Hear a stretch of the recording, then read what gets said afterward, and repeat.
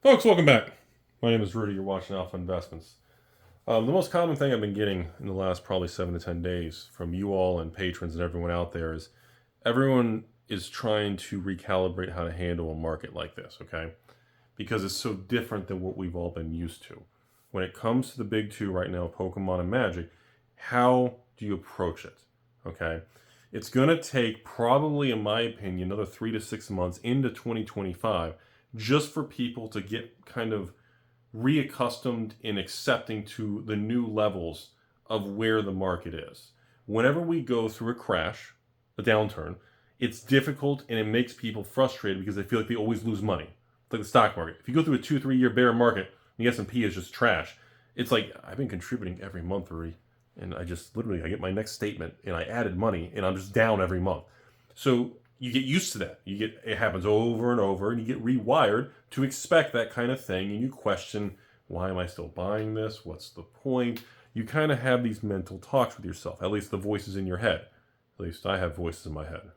Sometimes they battle and play strip magic. It gets weird up there. I would definitely head the other direction. So now we're about to end 2024. I can pretty much call it at this point. I've seen what's happening with Magic Foundations. I've seen what's happened with the new Pokemon Surging Sparks. We've seen what's happened with the new Flesh and Blood sets with Rosetta and fucking Mistveil. We've seen what's happened with Sorcery Ethereum Legends. We've seen what's happening with the new White sets. And you know what? You've seen what's happened with One Piece. You've seen what's happening with the new games. Careful with Star Wars. Yikes. It's been an incredible year. Call it what you want. It's been an incredible year. Okay? All these companies have done incredibly well. Okay, the markets are incredibly healthy, and going into this year, everybody was doom and gloom and calling for the end of the world, everything going to zero. And it's been a while, but you have to think back to how we felt last holidays.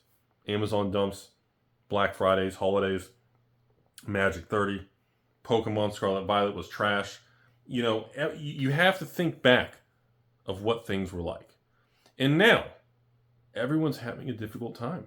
Because it's flipped so just dramatic. The impact of the shift has been so harsh, it's uncomfortable. Okay? So, let's talk about Magic. Handling future Magic sets. Everyone needs to understand collector boxes are rare and collectible again. Okay? I'm not sure how much evidence and data people need to accept this. Okay? By the way, congratulations, Bloomborough, new all-time high, 255 on TCG player plus tax. Making a run for 300. And Bloomborough's like, what? A couple months old? Again, looking at foundations, we may have a little 5-10% up and down swing through release and employees and stuff. But I mean, these markets are real, folks. This is not a bubble. This is a combination of people happy with the products and, well, a combination of the market doing really well. And I don't think it's going to change anytime soon. I think this is just, it is what it is right now. So I don't know what people expect to happen. Sorry, folks. I'm back. Had a truckload pull up here. Anyways, had to deal with some shipments. Anyways, it doesn't feel good. That's the problem. So right now, because in the past, remember, just one last throwback conversation. Previously, everybody was backing away from pre-ordering, which I still don't believe in, or buying at release, or buying from Rudy at release, buying Pokemon at release. Everybody believed buying or ordering or purchasing Magic collector boxes at release, or buying, ordering, or purchasing Pokemon at release was a generally accepted bad move. That was the concept for 2 years through 2023 and to the beginning of this year. Okay? So suddenly, every store would order these products. Customers would get angry. Rudy would sell them. Your local Timmy's Emporium would sell them. Your local Walmart and Jeff Bezos, Amazon, Penis Rocket store would sell them. And people would get angry because the price would go down after release. And everybody just had this feels bad anger thing. So it caused people to buy less and less at release. They didn't want to buy it because they just felt, well, the earlier you buy it, the more money you lose, Rudy. And now that we've shifted again, now we have the flip side of a lot of individuals who are struggling with fucking economics to understand that now the market is different. Using that mentality does not apply to the current market cycle, okay? It's the same thing you always hear. Yeah, you, Timmy in the back. Rudy, I'm a day trader. I day trade stocks and Bitcoin and futures and Forex, and I'm hardcore. I said, oh, well, that's impressive. I don't have the stomach or kahunas for that. Yeah, I always do good, and Bitcoin will be range bound for many months, and I know the tops, the bottoms. I know when to. I got a guy. He knows when to buy and sell. He's my crypto bro. And I'm like, dude, what the fuck are you talking about? Because everybody, the human brain, continuously seeks out patterns. That is what we are wired to do. The brain will seek patterns when there is no pattern. And then suddenly, your pattern in your system works great until the day it doesn't. And then in Pokemon, suddenly you get Twilight, Masquerade, Eyes Wide Shut, Stellar Crown, and Surging Sparks, and suddenly your system doesn't work because it comes out and doesn't tank. You get, I only buy collector boxes of Magic after 6 months or Amazon dumps. And that attitude works great until suddenly, well, you miss out on Ravnica Remastered.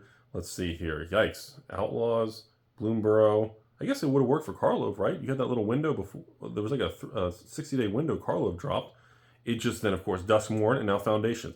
You think you have a system until the market shifts, and then it doesn't mean anything. And a lot of times people are agitated and angry by that. And that's just a natural ebb and flow of life. Sometimes those people leave the card industry. Sometimes they ban or they go somewhere else and fuck, I hate that LGS Rudy, they ripped me off. No, the market changes. And suddenly you have all these customers that are angry at stores all over the country. Because what? They're selling, yes, you. MSRP is what? $2.99 for foundations and stores on, oh wow, $2.89. Oh, $2.99. Wow. What's Pokemon? 160s MSRP? Ooh, Surging Sparks at 160? So suddenly, you get this awkwardness because, well, you didn't realize how good you had it. That's what I was getting at in this video. You didn't realize how good you had it. We went years where everybody, including whoever you are watching, everybody had a fair chance to get every Pokemon set at essentially store wholesale cost. At pretty much stores would pay overhead, take all the risk. Every Pokemon set. I commit hundreds and hundreds of thousands of dollars. And I order all this Pokemon stuff. And I run the same sale over and over. Sometimes it's a little bit cheaper. Sometimes it's more expensive. Sometimes it's the same as the previous. It doesn't fucking matter. And guess what? I take all the risk. And then I see, well, all right, let's see what happens. Everybody going to buy it? All right, we sold 20%. Well, fuck, okay. All right, move on. What are we going to do tomorrow? And then suddenly, the market moves, and everyone now is taking a step back and realizing you had it fucking good. You could get every Pokemon set at the same price as a store because Rudy's and stores and everybody had to sell it not at break even, not at making $5, at losses. Pokemon wholesale is like 95 to like 102, depending on your volume and size and everything. And these boxes would sell for 95, hell, 89, 93, 95, 99. These were sold at a loss. For like Scarlet Violet 1, 2, 3, 4, 5, I think almost every set except maybe Paldea, I remember I've sold at least 1,000 of those boxes of my allocation, losing $1 to $5 a box. And then suddenly the market shifts and it goes away, and everyone's angry. And then you realize that number one, the market should have never been that cheap. Number two, people were just getting access to products that were just mispriced and they were too cheap. Pokemon boxes, like Magic collector boxes, should never be as cheap as they were. And that's the issue. Now, hey, I'll turn around. I'll turn it all around. And remember, I'll shill for myself, because that's what Rudy does. I will tell you right now, like moving forward, if you want to be a patron, because I'm sure I'm going to lose some, because these type of conversations make Timmys cry, and they get angry. But guess what? If you want any draft boxes, I'm still the cheapest source of Magic Draft and Magic Play in the fucking world. Okay? There is nobody else selling you cases in boxes, in loose boxes, of Ixalan, Wilds, Infinity, all this stuff. Okay, 91 shipped. I sell every play box for 116 shipped. No hidden fees. Don't give me your fucking zip code. No extra stuff. Literally, Duskmorn. Have you seen the price of Outlaws of Thunder Junction play boxes? 140 plus tax. Have you seen Bloomborough play boxes? 138 plus tax. Have you seen Duskmorn? Have you seen Foundations play? 135 plus tax. I have thousands of you all buying. Literally, it's like $100 to $200 off market every month. That alone is priceless. But yes, you're correct. Ladies and gentlemen, you in the back, you are correct. Collector boxes and things that are now limited that I can't get much of, I can't offer tens of thousands at fire sale because they just don't exist. The market has changed well, some people will accept it and do really well in this new cycle. Some people will be angry and they'll quit, and it'll just be a constant thing. But I'm here to tell you all, people are having a hard time accepting that things are back to a healthy, normal market for Magic collector boxes that are rare and collectible, and, well, new Pokemon sets that are very hot, desirable, and beautiful. And people forgot what it was like that, well, the Pokemon Center sells Surging Sparks for 161 plus tax. Go fucking on there and buy it. 175 shipped. And I get, cussed out, and people hate me. People hate LGSs. I get LGSs every month that message me. Rudy, how can I handle this? People are angry at me. I was like, bro, I sold Surging Sparks for 138, 139, depending how much quantity you got. And people were just furious by it. Okay? It's the same concept. There's no way. You have to let those kind of individuals go. I explain this to many stores and business owners around the country and the world. You cannot please everyone. You cannot build a business trying to please everyone. You will fail. You need to just build a safe, stable business, and pretty much as time goes on, you will build a good customer base, and the volatile, emotional people, they will leave no matter what. That you can give them 20 good deals, and the 21st deal that doesn't go well, they're going to leave anyways. There's nothing you can fucking do. So leave it alone. Because remember, you all have no... Folks, you don't realize this is the first inning. Ladies and gentlemen, you haven't felt what a pure, hardcore market is going to be next year with these new Pokemon, the new Sorcery, the new Flesh and Blood, the new Magic, the new Collector's Edition, the Universes Beyond, the new One Piece. By the way, I just saw, I got the new One Piece, this new premium set I have coming on sale for you guys pretty soon. And I was like, holy shit, this is wild. High-end reprint stuff, a premium set of One Piece. Okay. There's this stuff going on is not going to change. And the people who have the intelligence and the discipline to play this market longer term, you're going to do really well.